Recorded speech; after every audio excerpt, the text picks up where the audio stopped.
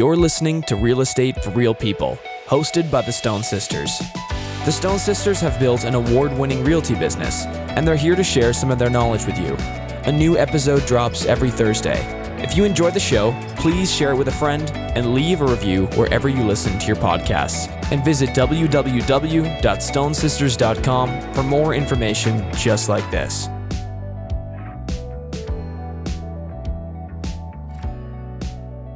Hi, welcome back. Thank you so much for tuning in and joining us. We are here live. We're talking about real estate for real people, and we want to talk about the market today.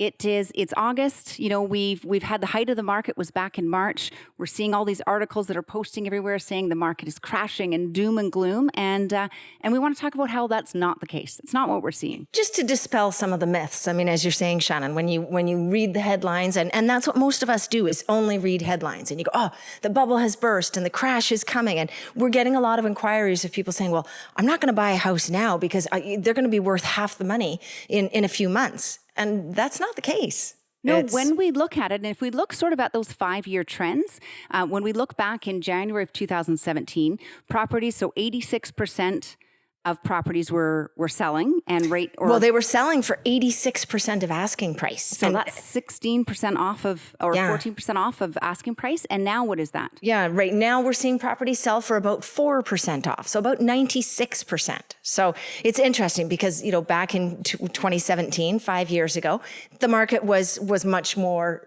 you know, it was calmer certainly than we're seeing now, but that was still a healthy market. There were lots of people buying and lots of people selling, and it was just normal that you'd see properties. I mean, you know, selling under 90% of asking, that was abnormally low. It was January, so, you know, taking that with that grain of salt, but still it's, you know, back then I don't remember any headlines that were doom and gloom when we had that number. So, you know, I think it's interesting too. What I look at is we're not seeing a whole amount of new listings coming on the market. We saw, you know, when the market was at its peak in March of this year, we saw our amount of listings climb, but it climbed dramatically, you know. From March, I think single-family homes in Kelowna, we were hovering around 400 in the central Okanagan, and that climbed all the way up to over 1,300 last month. But August, historically, is a rather quiet month. I mean, everybody's on summer holidays and getting a little bit of the sunshine, and we haven't seen those inventory levels continue to climb the way they were. And I think really if we were in a doom and gloom market, if we were having truly people panicking, they would be putting their houses on the market, and they're not. Yeah. You know, I think people are looking and going, okay, let's just wait this out. And, you know, we might be in a little bit of a sluggish market for the remainder of this year, I suspect. I think so too. Interest rates will likely increase in September again. Yeah. But then I think, you know, when we look at that 30-year average looking at interest rates, they often do decrease. So they'll increase maybe one more time, and when you look at that, or twice, but then likely they'll decrease. People are even saying back in, you know, January or February, we can expect to have interest rates go down.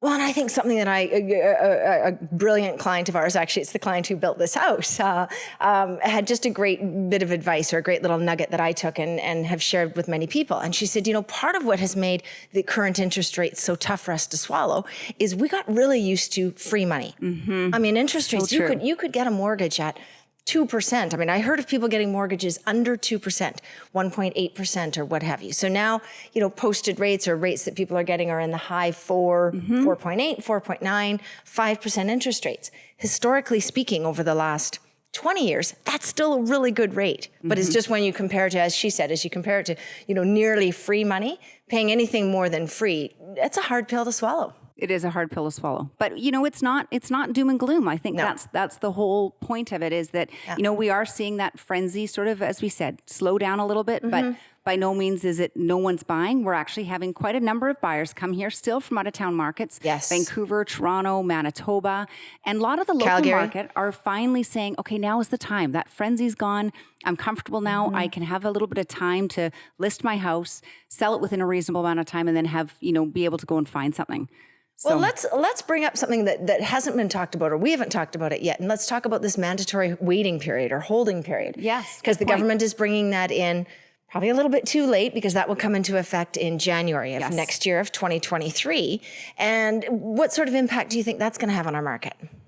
To be honest, I don't know if it's really going to impact the market much, because it's all level playing field. Everybody's going to be in the same position. So it's just as if, you know, everybody had to put the same have the same clause on a contract or something, because that's essentially what this is. Well, and it's only applying to subject-free offers. So I think the market has shifted now that people they don't need to make a subject-free offer. No. And I think there are some, they're trying to get away from people doing subject-free with the fee that goes back to the seller and so on. So I think the market has shifted. They were wanting to slow down the housing market, and it slowed down before this law even came into play. But so you wonder, do you think that law, I guess it will still come into play, but it's really not going to make any impact on the market, I don't think. No, I don't think so either. It's just interesting. People are still sort of asking and wondering and going, okay, well, how will that affect things? And we're not, as we say, we're not in that sort of market where people need to make an offer subject free, which is so much healthier. Right? It's so much healthier, much easier being a buyer, and nice being a seller. You don't have all these frenzy of offers and you're kind of thinking, did I leave money on the table or what have you? So it just gives breathing room for both sides, which I think is great. Well, and you just went through this. I mean, it's good for us realtors. People laugh and say that we move a lot as realtors, but we do it because it's good for our clients so that we're empathetic. It's true. We're actually doing it for you. To the stresses of moving. And tell us about that. Talk a little bit about, because you were still a little bit in the frenzy. You were at the tail end of the frenzy when you bought. Yeah, we were at the tail end of the frenzy when we bought. And, I have to just say, going through moving, it's good for us to go through it because I realize the pain that everybody goes through going through it. It's stressful, holy. And there's a lot of moving parts. So, things like, I just remembered I had to get my mail forwarded. So it's getting your mail forwarded. It's getting all your utilities changed. It's, hiring painters. It's getting because you always want to make a house a little bit more yourself and put your own touches on it. So it's organizing all of that and boxes and movers and having contractors not show up or being late or... Well, I look at it as your realtor, as an observer, and think, okay, as much as we were seeing inventory levels climb, there was apparently way more for sale, hovering at 1,300 listings or so. You guys still had a hard time finding something that met your needs. You looked for a long time. Well, I think also too, because I was asked this question the other day. They said, we realized that we had bought sort of as the market was just going down, and the market did go down further after we had bought. And they said, well, do you regret buying? Because, now you could probably, or wait till fall, you're going to be able to scoop up a really good deal. I said, you know what? I don't believe so. I'm thrilled that we bought when we did. We were able to sell. It's all relative. We were able to sell where we did and buy where we did. But as long as you're looking at holding on to the market over, I always say a 5-year period, but even less than that when we look back at, years of the stats, you're going to be just fine. You're not going to lose money. And you only lose money when you realize that loss. When you cash out, when you sell your property is when you realize that loss. If you're planning on staying and holding on to it, you're going to be just fine. And I think there are a lot of measures in place that really are cost prohibitive to people doing a lot of flipping and buying and selling. I mean, when you purchase a home in BC, you've got property transfer tax. That's considerable. It's 1% on the first 200,000, 2% from 200,000 to 2 million. It goes to 3%. Over 3 million, it goes to 5%. That's a big chunk of money that you're paying. If it's a new home, you're paying GST. Your lawyer's fees, those have all gone up. Home inspector costs have gone up. Everything's gone up. Well, and then when you sell, of course, you're going to pay commission. So it's, I don't know that many people, I don't see as many people who are buying and selling, flipping a whole ton. I think these are expensive endeavors to embark upon. So I agree. I don't think we see much of that, but. So if you have other questions, we are always happy to answer them. So please feel free to reach out. Follow us on Facebook, Instagram, and we're only a phone call away. Thanks for listening to this episode of Real Estate for Real People. If you want to reach out to the Stone Sisters, visit www.stonesisters.com. This podcast was produced by Podigy Podcasts. See you next time.